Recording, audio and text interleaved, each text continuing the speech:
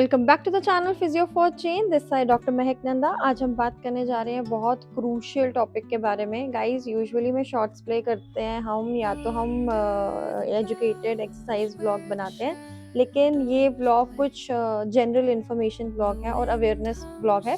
So if you are not aware about back pain and SI joint, तो मैं ज़रूर चाहूँगी कि आप इस ब्लॉग को थोड़ा आगे तक देख लो। एंड अगर आपको पता है एसआई जॉइंट क्या होता है, तो भले ही आप इसको स्किप कर सकते हो। सो बेसिकली बैक पेन और एसआई जॉइंट डिसफंक्शन में क्या डिफरेंस होता है? बैक पेन हमारा किसी भी रीजंस की वजह से हो सकता है, कि जर्की मूवमेंट्स हो गई, कोई इंजरी आ गई, प्रोलॉन्ग बैक मतलब बैड पोस्चर था, इस वजह से हो गया।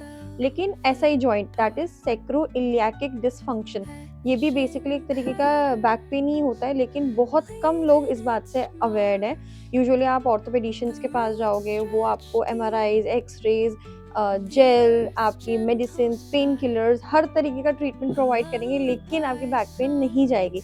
If you have pain while sitting to standing या स्टैंडिंग टू सिटिंग, अगर आपको कांस्टेंट पेन हो रहा है और सब ट्राई कर चुके हो, मेडिसिन से लेकर जेल से लेकर सब ट्राई कर चुके हो, देन आई गेस गाइज आपको एक ट्राई फिजियोथेरेपिस्ट को ज़रूर देना चाहिए। नियरेस्ट कोई भी फिजियोथेरेपिस्ट हो, obviously we are the best, but अगर आपको लगता है कि आपके पास हम अवेलेबल नहीं हैं, तो आप अपने फिजियोथेरेपिस्ट के पास जाओ, उसको बोलो कि मैंने हर तरीके का ट्रीटमेंट करा लिया, but still I am having the pain. And physiotherapist ये आप लोगों के लिए भी है। गाइज प्लीज़ एक बार जिलेट टेस्ट करके देखो, माइट बी सिर्फ और सिर्फ PIVD नहीं होगा, या आपको L4 L5 डिस्क स्लिप नहीं होगा, उनका ऐसा ही जॉइंट डिसफंक्शन होगा। And I am treating since last 5 years low back cases, and seriously इतना सिग्निफिकेंट चेंजेस मुझे देखने को मिलते हैं। लाइक लोग 7-7 साल से परेशान है, या लोग 3-3 साल से परेशान है, and just 7 sittings they heeled.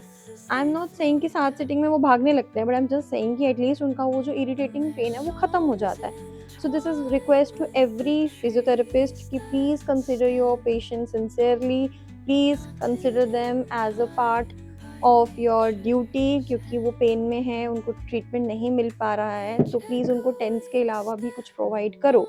And secondly, to all the citizen who think कि नहीं हमारा पेन सिर्फ ऑर्थोपेडिशियंस ही ठीक कर सकते हैं, definitely they are senior to us, but कुछ चीज़ें हमारी स्पेशलिटी है, उसको हम तक ही रहें तो वो ज़्यादा बेटर रहेगा।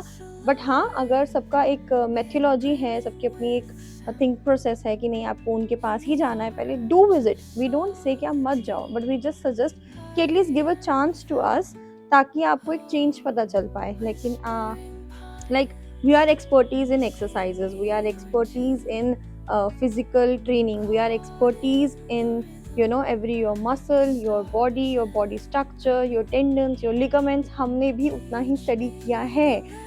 So this vlog is all about an awareness, क्योंकि मुझे genuinely बहुत feel हो रहा था since जब से मैंने ये अपना OPD स्टार्ट किया है जनकपुरी में। आई फील कि ऐसे बहुत केसेस आ रहे हैं जो बहुत परेशान है, 2-3 मंथ्स हो गए हैं, कोई हीलिंग नहीं है उनको।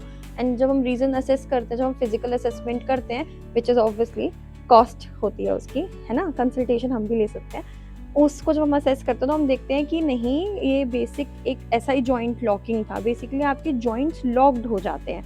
आप कभी भी फ्री टाइम पे कभी भी आप आओ अपने यहाँ पे, हम थरली बैठ के इस टॉपिक को डिस्कस करेंगे। But it's in this vlog, it is all about an awareness कि please do consider your body important, and do visit a physiotherapist जो जनरली इस चीज़ को हील कर सकते हैं। ऑर्थोपेडिशियंस ठीक इस चीज़ को नहीं कर सकते हैं, क्योंकि वो मेडिसिन बेस्ड प्रोटोकॉल चलाते हैं, हमारा एक्सरसाइज बेस्ड प्रोटोकॉल होता है।